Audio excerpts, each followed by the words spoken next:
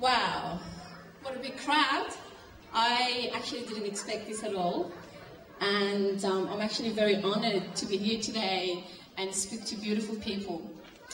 Before I actually try to do my long speech, which I always do, the people that knows me, everybody knows how much I actually speak.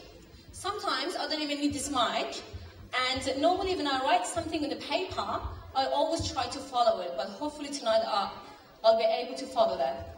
First of all, I would like to thank... Whoa. Okay, I think this is better now.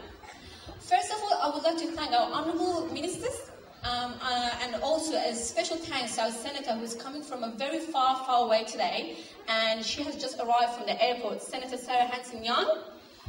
And special thanks goes to our honourable ministers, Honourable Laura Ferguson MP, Honourable Barbara Perry MP, Honourable Julie Owens MP, and Honourable Tony Issa MP.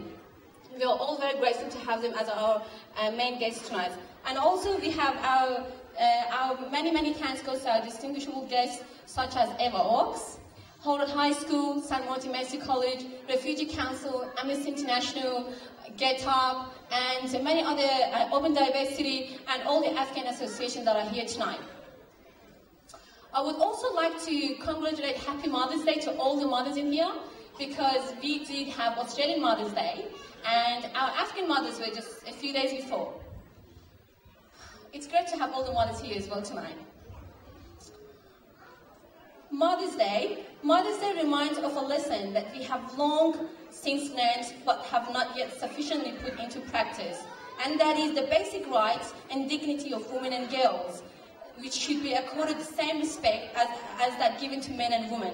Our experience that when women have the power to make our own choices, we will benefit because of the chains of poverty can be broken, families grow stronger, and environment awareness deepens, and socially constructed values are more likely to be handed down to the young. These experiences have been validated in the life of communities on every continent, and yet, for Afghan women, remains undervalued and underutilized human resources. Since the fall of the Taliban, many Afghan Hazara women made great progress in obtaining legal recognition of their rights. But frequently, when the laws and books are just, the reality in homes and villages is not. Appalling abuses are still being committed against women, and this could include domestic violence, coalition abortion, and the killing of infants just because they are simply born as females. Some say this is culture, and there's nothing anybody can do about it. I say it's criminal, and all of us each have obligation to stop this.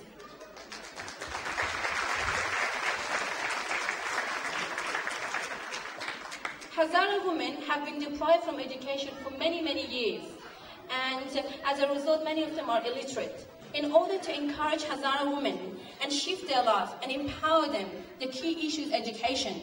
And Hazara Women of Australia's goal is to educate these women, and by educating them, we empower them. And by empowering them, they will be sustainable, and they have the opportunity to even bring income to their families, and also they will be able to be great leaders.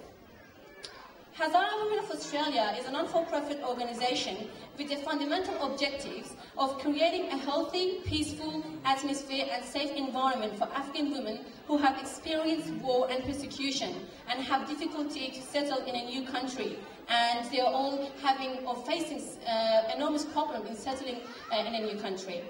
Hazara Women of Australia have been formed in line with many goals, which include promote and strengthen national culture among the comprehensive multicultural Australia, respect freedom of speech and views, and adhere to the principle of freedom and democracy, assisting Afghan women struggling for peace, freedom, democracy, and women's rights, to provide Australian Afghan women with the opportunities to enable them to actively participate in and contribute to Australia's culturally and socially diverse society, believe in equal rights between men and women, encourage women in educational track and creating convenient and safe space for employment, cooperation with national and international institutions in order to realise the Declaration of Human Rights and the UN Charter, to create close relationships with all the government departments and unions around the world. And most importantly, being active and working within the law framework of Australia. Once again, I'd like to thank everybody for coming tonight, and I hope everybody is going to enjoy the night and will get out of this place with a good memory. Thank you so much.